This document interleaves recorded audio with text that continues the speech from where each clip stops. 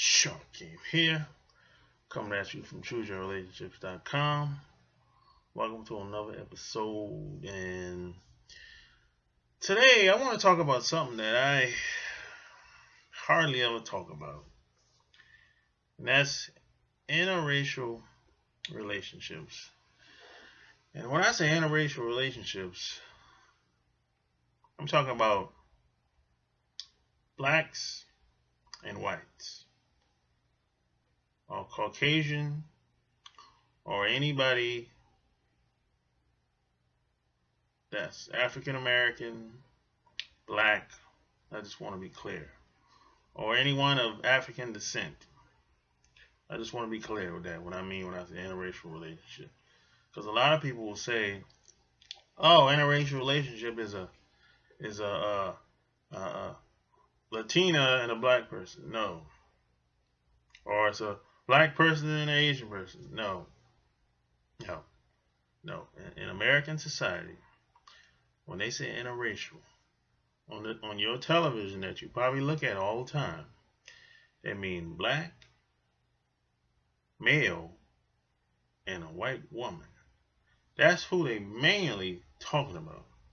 Because those couples, if you pay attention in the media, movies, reality shows, etc., black males and white women get more attention, more ratings, more talk, more chat, more profits. So that's who we really talking about. But then you got white guys and you got some black women as well. But they don't get as much as attention in American society or just Western society in general. And black males and white women. And there's a method to the madness, as they say, But here's the deal. Now, when it comes to interracial relationships, it's like if you've been following me for a while, or if you read one of my books that you can find online, Love Can't Wait, at Amazon.com, or you would know that I just don't think, based on my experience, this is my experience. My experience is different from a lot of other people. I just don't think the grass is green on the other side. I just don't think so. I think on the other side, you have a different set of problems that I don't want to deal with. That's why I never really dated a white woman. Do I know a lot of white women? A lot of white women? Of course. Ever hung around them? Of course. That's why I can speak about it. So that's how I made a decision. I said, you know what? It's not for me. It's nice to hang out, have a good time. After that, deuce, I'm gone. We're not taking a vacation. We're not spending a lot of time together. We're not going to the park. All we're going to do is go out for a couple of drinks, look at the game, while we go to the club. That's it. I'm out. If we smash, we smash. But, that's really on her. No pressure here, but whatever happens, happens. When it gets dark, whatever happens, But after that, I'm gone. That's my philosophy when it comes to white women. And the reason why that is because the relationship in itself is imbalance. Because there's an elephant in the room that no one wants to talk about. And that elephant is this. You got the white person that's connected whether directly or indirectly,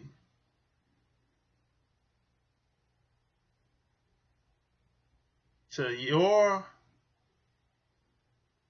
family's oppression. Her family, the people that she's connected to, the people that she's politically connected to, whether she was there or not, it doesn't matter. She's still reaping the fruits of the labor.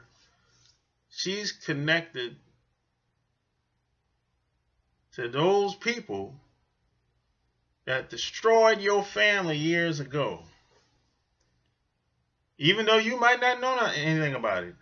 I know about my family. I know about my family history on both sides. So I'm going to use me for example. How do I tell a white woman what happened to my family? Now, I'm going to tell you what happened to my family. Now, I'm like the only person that I know that have met their great-grandparents and grandparents, and my mother's still living. My mother's 83, and my grandmother died this year. She was 102. And I met my great-grandparents when I was 10 years old for the first time. And my great-grandfather died like a year or two later. And my great-grandmother died when I was 15. And when she died, she was 93 years old. So on my mother's side, my grandmother side of the family, they were wiped out. She was the only person that was left. And my grandmother, she was adopted by my great-grandmother, right? My great-grandparents, right? But her whole side of the family was wiped out. She was the only one that survived, right? And on the other side, on my dad's side of the family, they were wiped out too. The only person that survived was my dad, and he had one sister that survived, and he had like 4 sisters and a brother. They were all wiped out, killed by the Klan, right?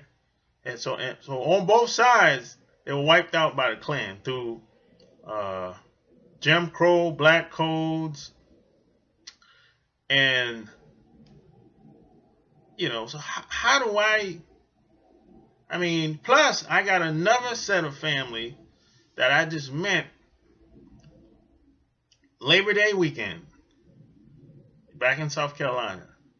I mean, I knew they existed because I met 3 of them like 15 years ago. But what happened is my grandfather had a brother that moved away and started a whole another family tree. And he had 5 kids. And I met one of his daughters. She's like 75 years old. And she has 3 daughters as well. And I met, so she got sub siblings and all kind of shit. It's a big ass family. But put it like this: it was 30 people that came over to the family reunion that we had, right? And I seen only 3 people out of 30 in 42 years. 3 people out of 30 that I've ever seen in my life. So that's a whole new set of family relatives right there, right? So how do I explain this to a white person? I mean, what are they going to say when I tell them how my family was slaughtered? I mean, I'm just supposed to act like it never happened? I mean, my family is coming around. They're calling me. I'm talking to them, and they start talking about the past and how the house that they used to have was next door to my grandfather's, my grandparents' house right there. The white person's gonna get uncomfortable. And if you start talking to them about stuff like that, so as a black person, it's gonna be a disconnect between you and the white person in the relationship. That's what I mean when I say the relationship is imbalance. You know what I'm saying? See, some people will say, well, I think she loves me, this and that, or whatever. It's not about, you can't get in a relationship just for love. It has to be much more than that. You have to understand relationship is more of it's a political thing and a spiritual thing. Relationships have a lot of legs. You know what I'm saying? It's just not about how you feel all the time. And this is hard for a lot of people to understand. But just like when I hear people say that they prefer white guys or they prefer white women or white women are better or white guys are better, I just always thought that was kind of strange because no one's perfect. So how do you prefer certain types of people? I mean, relationships should be organic, should be natural. It shouldn't be something that sounds like something you manage to. The way people make it seem like, oh, okay, I prefer this type of person, I prefer that type of person. That's like you're trying to force something. You're trying to micromanage the relationship. Or you just want to you're like a damn robot, kind of. You know what I'm saying? It's kind of like you're just hustling, basically. It's like whenever I see when it comes to guys, we just fuck. That's just how it is. I mean, it's not the same. I know a lot of women will say, well, women do the same thing too. It's not the same thing. See, when guys fuck, we just fuck. We can fuck and put our feelings on the shelf.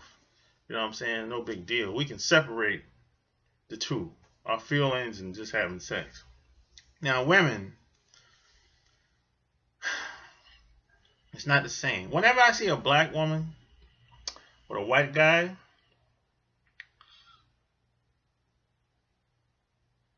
I say that she's just hustling. This shit ain't real. I mean, this bitch don't love anything. I mean, this just, if relationship is supposed to be organic,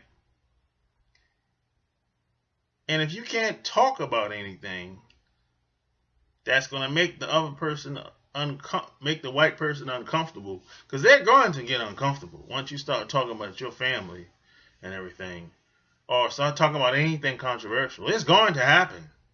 So if you can't talk about anything controversial, it's almost impossible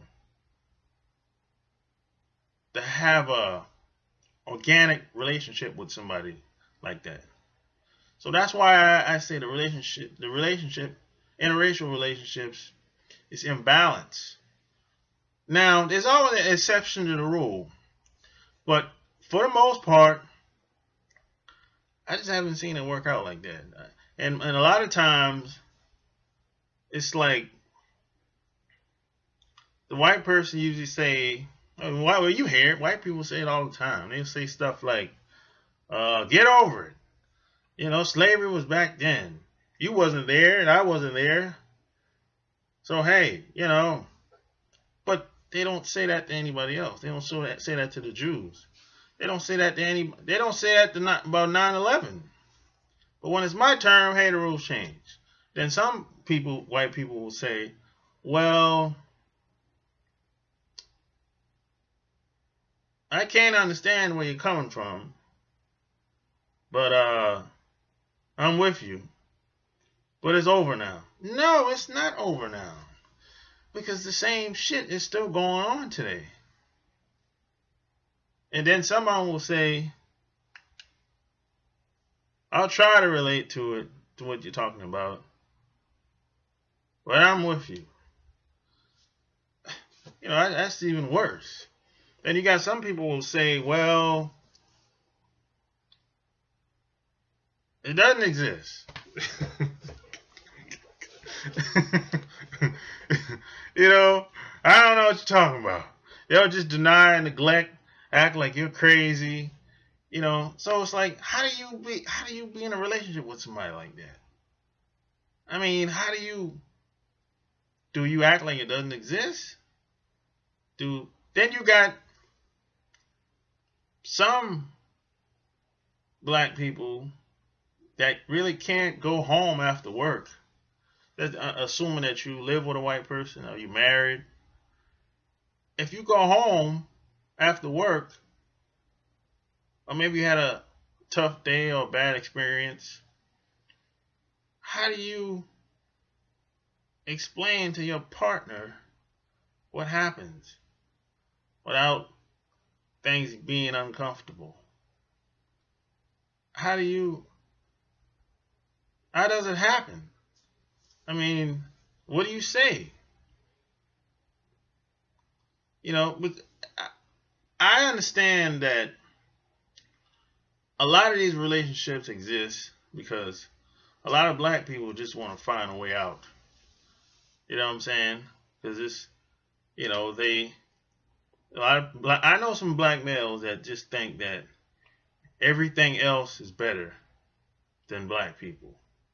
Or anything else that's associated with black people, some black males think everything else is better.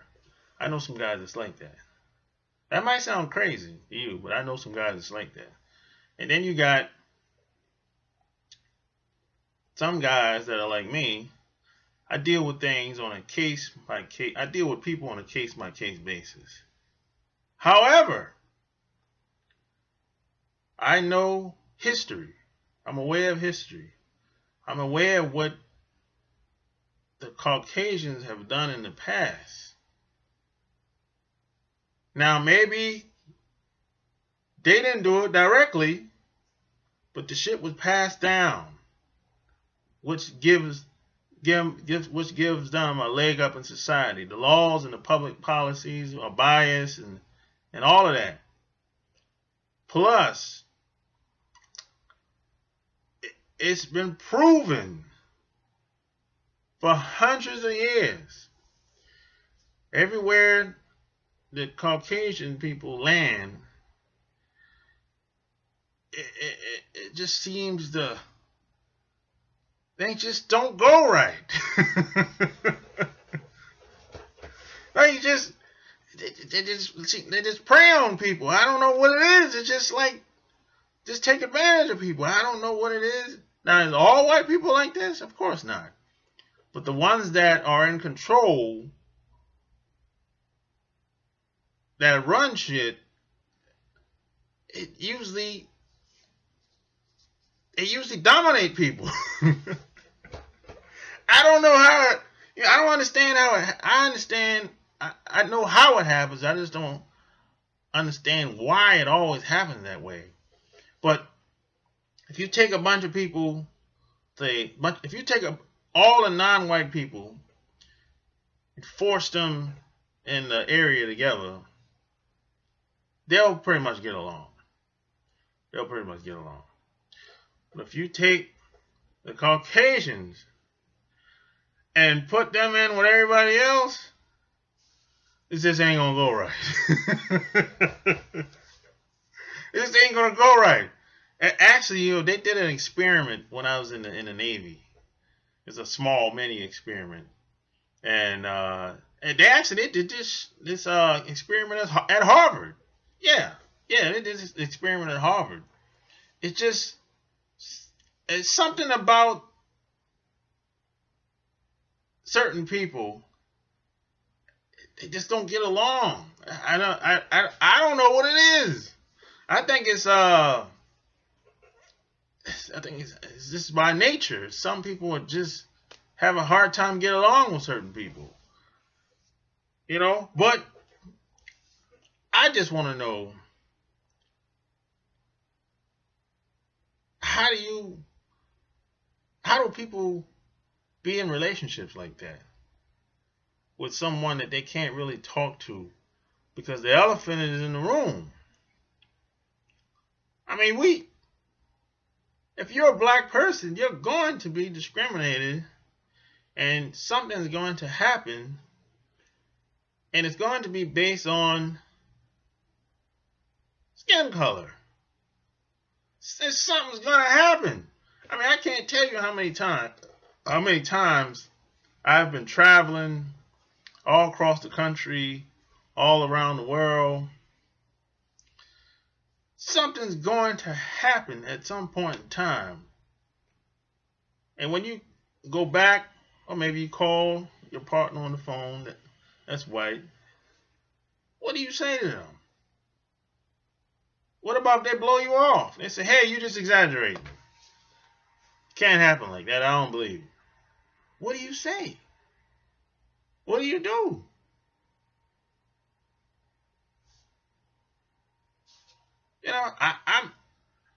I'm just curious to know. I'm not in a relationship with a white woman, so I can't relate to it, But I just being around white people for years and working around them and just socializing and talking to a lot of them, I just know that I don't want no parts of that. I just don't want no parts of that. I think if you have to, if you're going into a relationship to make yourself feel better, or maybe you have low self-esteem, I think that's a problem. Because like I said, that relationship should be organic, should be a natural, progressive thing. Now, if you got your preference and you like certain type of if you talk to white guys only, or white women only, or I don't talk to black women no more, or I don't talk to Mexican women no more, or I don't talk to Puerto Rican women no more, that's a problem. There's something wrong. Something really happened to you. Maybe you had a tragic experience, or maybe you had too many bad experiences. But at the end of the day, it starts with you. It starts inside you. The relationship starts with you, and the best relationship you can have is with yourself. Because just because you had a couple bad experiences with black women or any woman, and you say, hey, I prefer to be with this type of woman over here, you're probably going to have a bad experiences over there too. Because you haven't really dealt with who you are as a person. Because it starts with you. It starts with you and it ends with you. Period. That's how it is. So, I think you can talk I don't really have a problem with people being in a relationship with who they want to be with, but if it's not organic or a natural, progressive relationship where two people can talk to on an equal playing field, what type of relationship is that? What is it built upon? And some people will say, oh, well, the relationship with white people are better, but a lot of these people are getting a divorce now. I mean, I know a woman that got a divorce 2 months ago. She was a black woman that was married to a white guy. I told her in advance that shit probably wouldn't work out, but she said she got a divorce because she never felt like she was welcoming, like it was a warm welcome to his side of the family. They never treated her like a person. They treated her like she was a second-class citizen. So that's what I'm saying. I don't know. Yeah. But feel free to leave your comments below. And subscribe to my channel if you like what you heard. And check out my blog at chooseyourrelationships.com. Until next time, Shump King is out. Peace.